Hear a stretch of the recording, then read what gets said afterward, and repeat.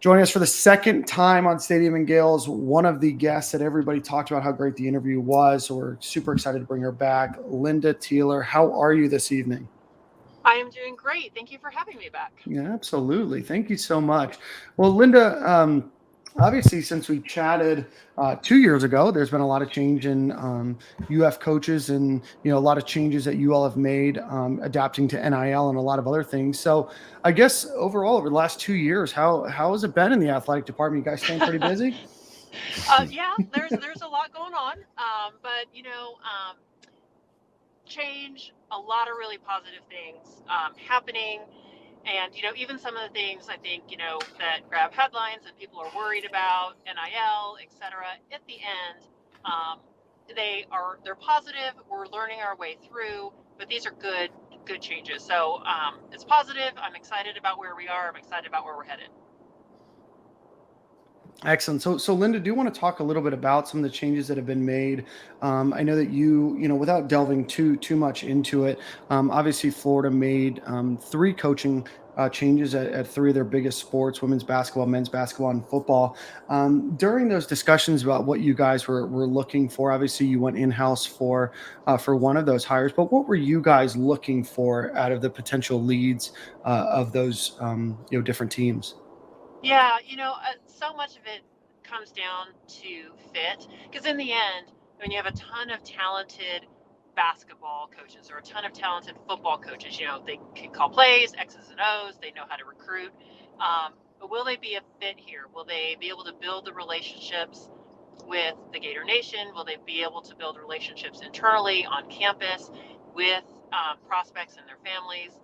Will they be a fit here? Can they embrace the challenges and the pressures and the high standards, all that comes with being here at Florida? So again, so much of it when you get past kind of initial hurdles is really about fit and trying to determine, are these folks going to fit here? So you talk to a ton of people, and some of it's a little bit of your gut, but who can you see in our lineup of coaches? Who looks like they're going to be a great member of our coaching staff?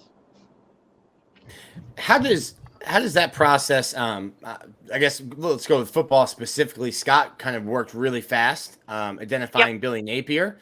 How do you do that? I guess in that such a short time span, and then you're also not just trying to find your coach. There's other schools that have Right. coaching vacancies, and someone that we might be battling against LSU for this, so we have to kind of work quickly. How do you work in? Are they a good fit with also? Well, if we take a month to do this, that we might be, Right. taking 2 months because we have to find somebody else. For sure. And I think those are really, the time pressures for both football and the men's basketball search were, those are pretty on point. I mean, everyone sort of their openings come available at the same time, and they're known quantities in terms of who are really talented coaches and all that. So really that assessment comes down to talking to people that you trust, um, or even folks that you don't know, but are, have some insight into the candidates you're working on. So it is a ton of time just on the phone and trying to hear, what other people have to say, valuing input from a lot of different people, a lot of different areas, just getting as much information as you can, and trying to make the best decision with what you have. And about the Billy Napier coaching search specifically, how much of that was just on Scott Strickland, and how much were you guys involved when we talk about coaching hires, especially for football and men's basketball? You talk about coaching search firms or Right. inner circles. How much, I guess, how big was the search committee for football, um, and I guess what was the process of once the decision was made to move away from Dan Mullen to then looking for a new coach all the way to hiring Coach Napier? Yeah, so I think they are two different processes for sure, and I think they just are sort of born out of the time available and necessity, and kind of where Scott felt like he was in sort of evaluating the pool. He he got a lot of input about Billy, But I think he was more out front in terms of doing the legwork and really sort of chasing down information. And he really was the primary point on Billy Napier. And then I think with Todd Golden, we operated more as a group. We had, there were 4 or 5 of us, and we had a little bit more time, and not a lot, a little bit more time, and had more of a committee process versus, where, like I said, with Billy, Scott was really kind of the lead. Not that he didn't get input from other people, but he really was the primary driver there. Lynda, I want to ask you about Todd Golden real quick, and then Corey, I want you to jump in. A lot of people have talked about Todd Golden from kind of a basketball perspective and an analytics perspective, but I know some people are getting a taste of Todd Golden from a little bit of the media and some press conferences and things of that nature. But what can you tell Gator fans about him as a person, maybe his personality, kind of what to expect out of the person and not just the coach? Yeah, he is. I love hanging out with Todd. He's really down to earth, a good person, and he is genuinely interested in building relationships and connecting with Gator fans, Gator Nation, other people in the department. I mean, that you can tell it's a sincere desire of his. It's sincere in his approach. He's kind of what you see is what you get. He's just very real and has a ton of energy, super enthusiastic. He talked about being grateful.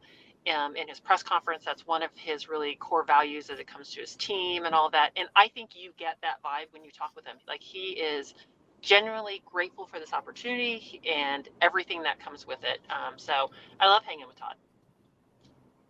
Linda, what do you think about the future of NIL and as it pertains to the University of Florida? I know a lot of the fans have a lot of questions about like activity or inactivity. What do you think about the future of it? Yeah, we all have a lot of questions, and it's just going to sort of evolve. So my general take here is that we're going to land in a spot where student athletes are going to have the freedom to, make some money on endorsement deals or other, sort of NIL activities, social media and whatnot.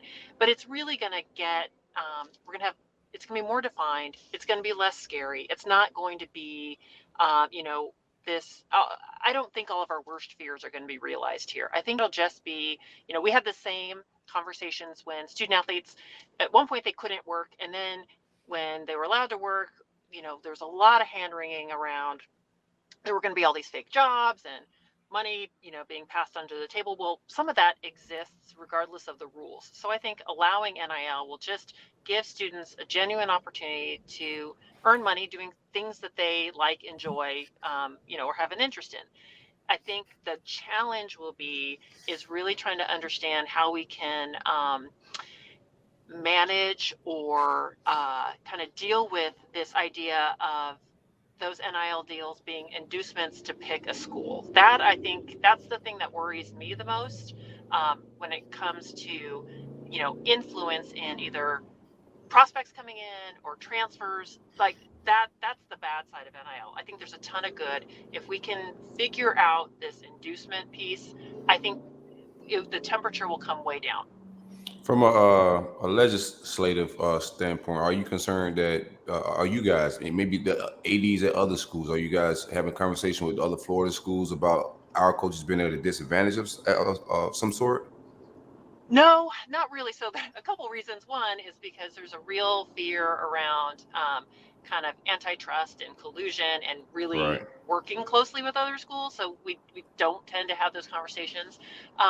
And the disadvantage, the hard part is nobody knows what information is real. So you hear there's, these multi-million-dollar deals everywhere. Well, is that true? And if it is true, I do think there's going to be some point where there has to be a return on investment, right? So you let a year pass, 2 years, and these big deals, the companies or the individuals, did they have a return on investment that will get them to continue Right. to put that kind of money in the deals? I don't know that we're going to see that. I think the biggest thing is like the fans are concerned with some coaches are able, or certain schools are able to navigate in NIL different than different states. Like Florida and Yes. Texas have two totally different laws. Yep. There is some concern around that. And, so the most obvious solution is that Congress gets involved and we have this set of rules and parameters that apply to everybody. I don't know that that's, I think people want that, where that falls and how we get there. There's a lot of really smart people working on it. I just don't know that that's, and Right. that's immediate. So we operate in the current landscape. I think as time goes on, we're going to get a little better at understanding what isn't in play, what you can and can't do, and what's real. I really have a sense that some of the angst and nervousness around NIL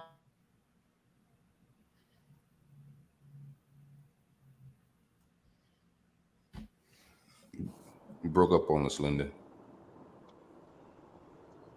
Oh, I'm sorry. I thought I said something so profound I stopped the show. Can you hear me now? Yeah, we got you. I think your phone cut out while you were saying that very Okay. profound thing. Sorry. Um, I was like, you know what? I dropped a bomb and I've left them literally speechless. that's hard to do with Nick on the show. For sure. Lynda, I want to ask you a question, and we live in a world where NIL legislation was kind of left pretty nebulous in terms of what could be allowed and what couldn't be allowed.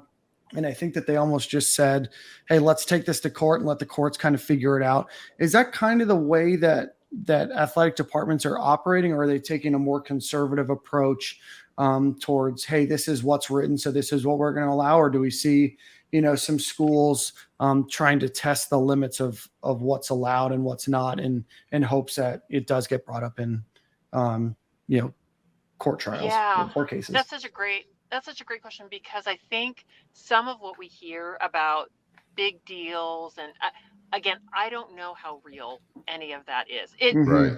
Some of it is real, but I have my doubts about how valid the information is. And I think for most institutions, what they're trying to do is allow and support NIL activity to whatever extent you can, but not do something where, looking back, you're going to end up, having to invalidate seasons or declare kids ineligible or do things because you pressed too hard. So I think for the most part, people are acting sort of responsibly, trying to figure out where they can and can't operate. I still, and I'm not sure if this is the part that broke up or not. For me, the primary concern isn't about current student athletes. It's about prospects. And that's an area where I just, because that's not the schools acting, that is the others, right? That's anyone that wants to, do something for their home team and, get involved in the recruiting process. And I just think there's a lot, that's where the danger and some of just the bad dealings go. And I think you're going to end up with prospects saying, wait a minute, this guy promised me this and didn't deliver, or, companies saying, wait, I had a deal with this, young person who didn't end up coming. And now, so there's going to be a lot of mess there. And that's the part that concerns me. It's the prospects, not necessarily our current student athletes. What your current student athletes, because I think there's a lot of questions, and I've seen fans say, well, Florida's not doing enough with NIL. And I'm like, well, they can't broker deals for guys. So can you just lay out what can the university do when it comes to NIL? Because, it was very publicized, the partnering with the Gator Collective, but just what can and can't UF as the UAA do when it comes to NIL with current athletes? So we can support the activity. So we can, we have an institutional deal with some of the NIL, not the marketplace, but those who help with social media and branding and help you, steer student athletes in the right direction, make their information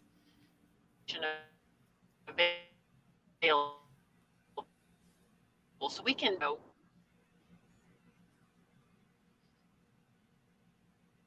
a few schools, and that is the nugget that gets folks in trouble, is the institution setting up the deals, because it's really, when you boil it down, it's pay for play. You're arranging, just because you're not doing it, you're arranging money to end up in the bank account of a student athlete. And no matter what state you live in and whatever the circumstance, that is still not allowed. That is still against NCAA rules. So I know, there's this whole effort, people need to be really aggressive. Well, we can't put money into the effort. We can't broker the deals. We can help set the table, prepare student athletes, and let others know, our athletes are very interested, and here's how you can get in touch with them if you would like to engage with them in NIL.